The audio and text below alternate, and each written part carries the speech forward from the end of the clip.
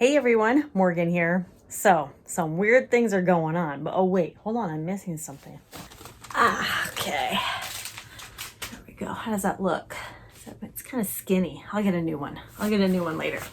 Okay, so those who control the food, I think you know where I'm going here, to control the people, okay? Some weird things have been going on lately. Let's just forget about the fact of natural disasters and flooding and just bad crops in general, drought, and the really high hot temperatures have been ruining a lot of crops.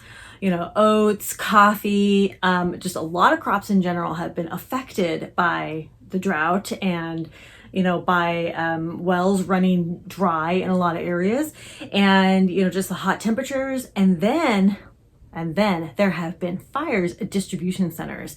Walmart, Azure, recently, just yesterday, I think it was yesterday. At the time of posting this, it was yesterday.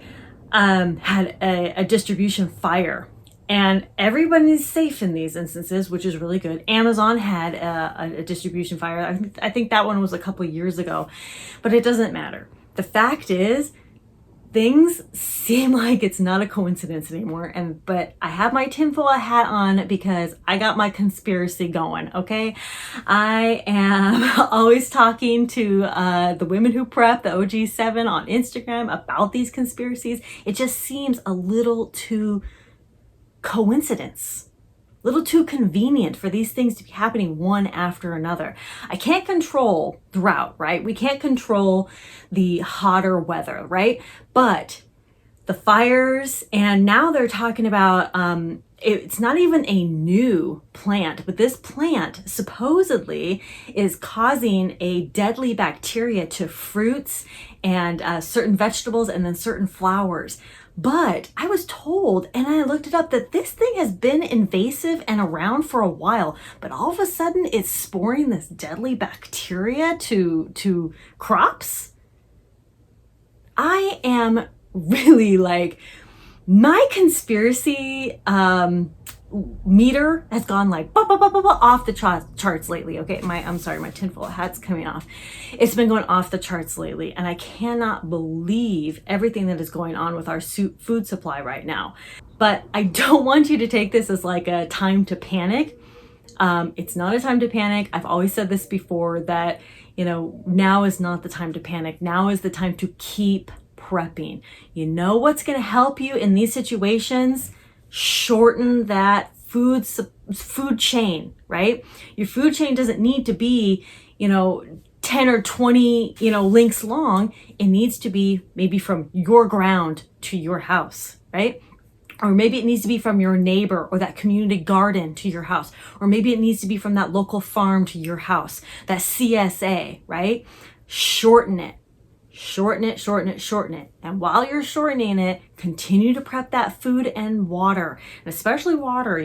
Drought has been not threatened, but it's been talked about for several years now, and it's only getting worse for all parts of the country. It's not just, like the southern parts. There's a lot of places in which drought's getting very worse. Very worse. That was a weird sentence. Drought is getting worse, okay? So I just want you to be aware that, we have to understand. I gotta make a new hat. Here, I'll put it like this. There you go. You can kind of see it. Oh, should put it like that to begin with. Morgan, what you doing? I need a how to make a tinfoil hat course, because I obviously fail at it. Okay. My point is, just keep prepping that food and water, stick with your budgets and your time, keep learning skills though, hunting and fishing and foraging food. And, I hope to have a lot more videos on these topics, because I think that this is so important. But finding those local CSAs, going to farmers markets, getting the connections, go online and start searching for your local farms, and, go visit them and say, hey, what do you provide? Eggs, whatever. If you can start getting chickens of your own. Oh yeah, and avian flu. That was a whole nother one that I completely forgot to talk about. Avian flu. If you can get your own chickens, now might be a difficult time to start getting them. I know that some places are stopping selling birds, even if they've had outbreaks or not.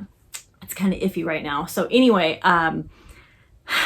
if you can get chickens, or if you can get quail, or if you can get rabbits, smaller breeds for meat. I like quails because you can get the meat and eggs, and they produce a lot, like they keep reproducing a lot. So anyway, my point is just keep doing what you're doing, but try to find other more creative ways, the microgreens, the sprouts. Just find ways to grow your own food in the space that you have. And if you don't have a space, go to the community gardens.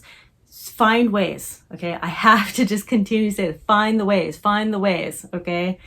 I'm hoping to really ramp up, the skills and things like that with this channel. I think that that's what's really needed right now. But I do also encourage you to join the Rogue Preparedness community description. It's a link down below in the description, talking about all these sorts of skills to exclusive videos and content there for members there as well. Thank you all so much for watching. Conquer tomorrow, preparing today. Talk to you later. Bye. I think this is a new fashion statement. I don't know. I like it. What do you think?